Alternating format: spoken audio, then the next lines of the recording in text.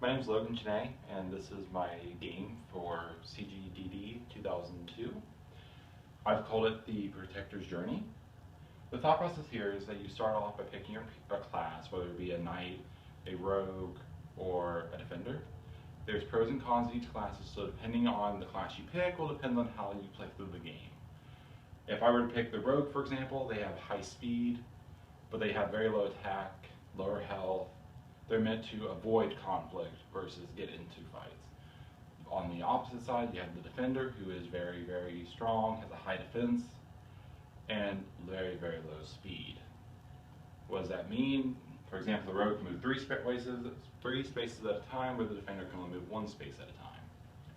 So from there, as I said, the knight is a balance between the two, with more of a focus on attack. So as you notice, this wonderful board has a number of different paths you can pick. The objective is you start at one of the three starting points, and your goal is to be the first to get to the end.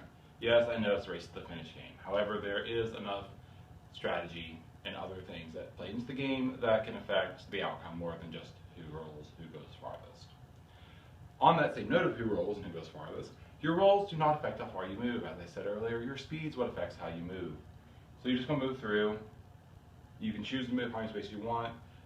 Why are they colored? Good question. Because I would definitely not take the longest path. I would take the shortest path. Well, there's a downside to that.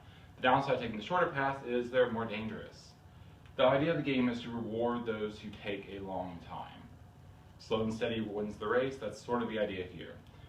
These red paths are very dangerous. You have a very high chance of being attacked by a monster whose level is much higher than yours. Therefore, your likelihood of surviving is low. Where on the white path, you have a very low chance of getting a monster. How do you know what chance of getting a monster? You roll the die.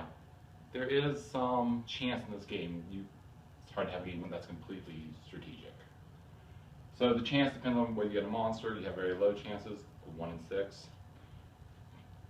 3 in 6, and 4 in 6. I think we're the final rule set on that one. And that's just depending on the monster. Another way strategy plays into the game is you can team up with your friends. If you go in pairs, you can work together and fight the monsters.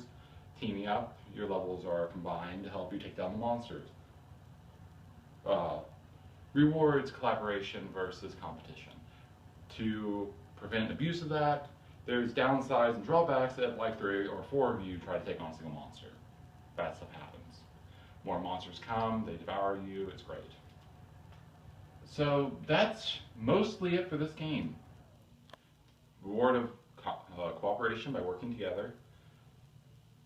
Strategy over chance. What class are you going to pick? What path are you going to pick? How are you going to pair up? Stuff of that nature. How are you going to spend your level up points? Because yes, you do get level up points every time you find a monster. You get points and you can spend those on more health and stuff like that.